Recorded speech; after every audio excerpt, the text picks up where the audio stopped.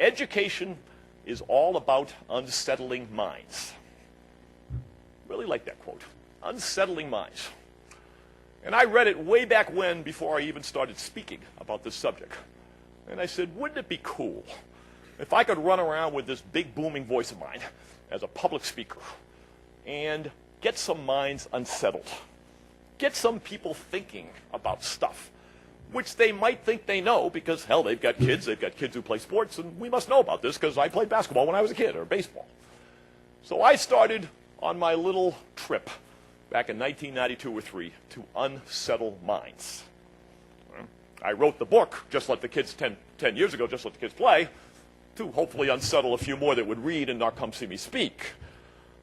But basically, it's a 20-year journey of what I had, ending up today in lovely Auckland, New Zealand, talking about unsettling minds.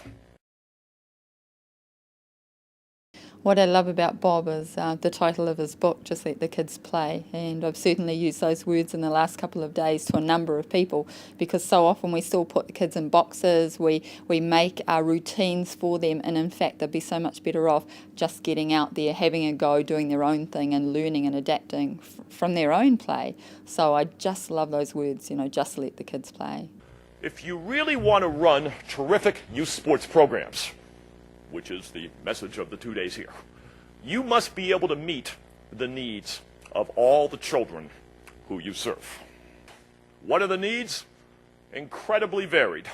As I call them, the ICAL needs. Just add ICAL to a whole lot of words. Psychological, physical, physiological, blah, blah, blah, blah, blah.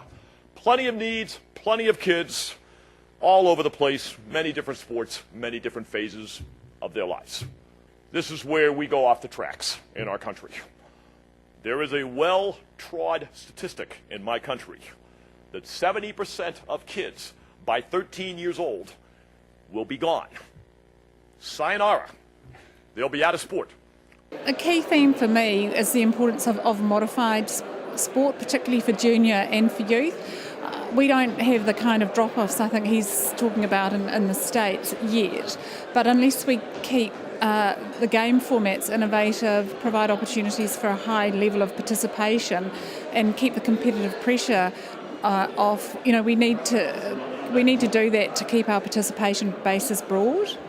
Yeah, I really agree with that. I think there's two strands though. I think it's really important to make sure you allow the kids that are really competitive and want to win be in one group to make sure they get the satisfaction they want, and the kids that just want to go out there and participate with their friends in a separate group. So I do think there has to be a little bit of weeding out to make sure you've got two different groups and meet their expectations.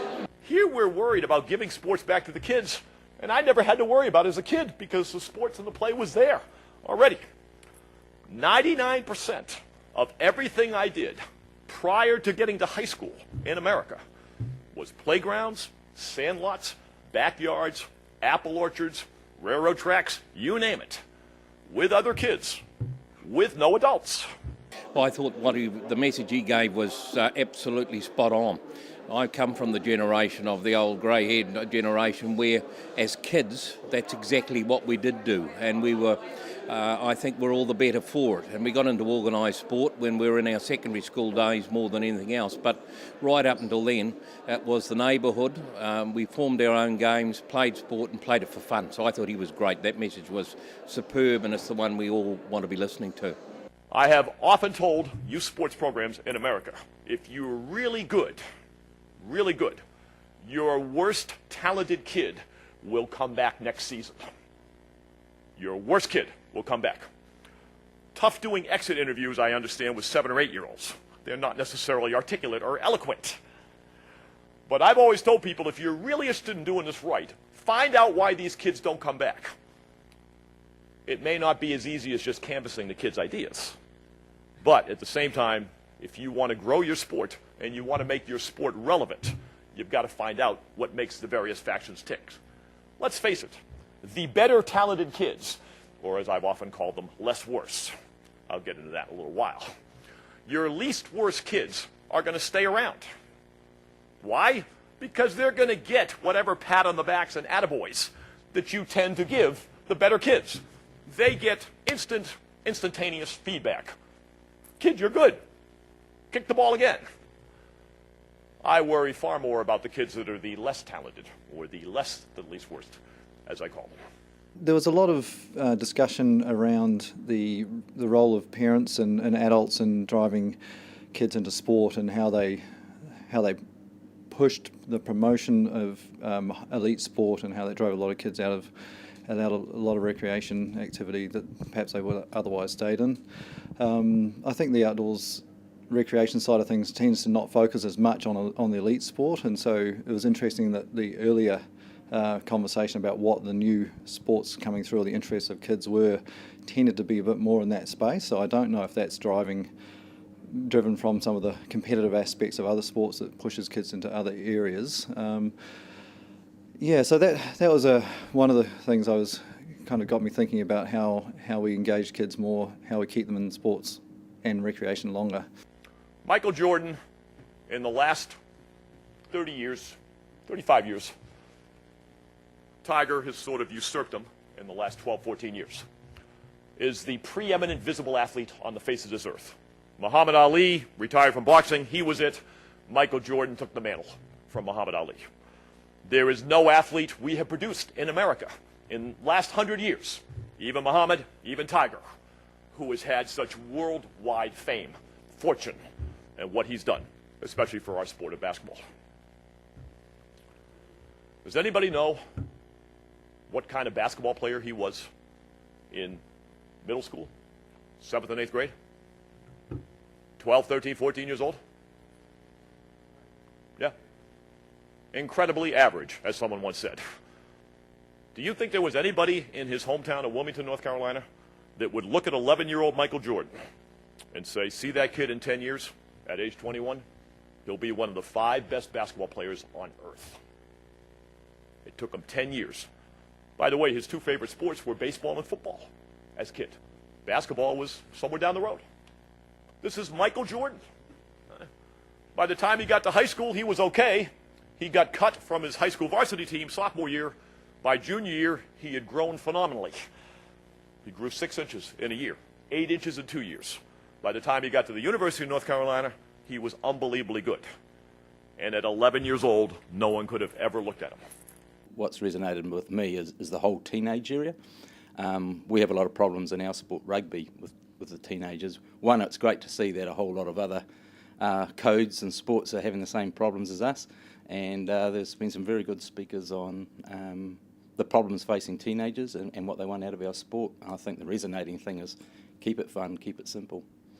Without a doubt, in my country, in your country, the most charged, volatile subject of all is pretty simple. How do we rank athletic talent to make teams or to not make teams at similar ages? What do we do? Well, my answer to this, and there's no magic formula, of course, is, all right, what age do you want to start doing this stuff? Unfortunately, in my country, they often start doing this stuff at 8 or 9 years old. This is what I call the high school athletic syndrome, dumbed down all the way to primary school right now. We've taken something that was done in my era when I was 14 to 18, and it is now done at young as ages of 6, 7, or 8. Because this is what I call the creep effect over time. And American adults are really good at this.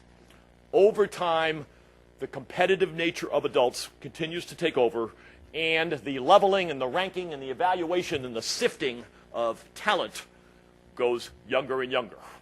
I think the kinds of things that adults want out of sport are not necessarily what young people want, which is, like you talked about, things about winning and very organised sport, and I guess real pathways towards elite development where they want to have fun and be with their mates and hang out and have good times. They're quite different things. They make the whole prospect pretty different. You know, you look at it from a completely different perspective if those are the ways you're thinking about it.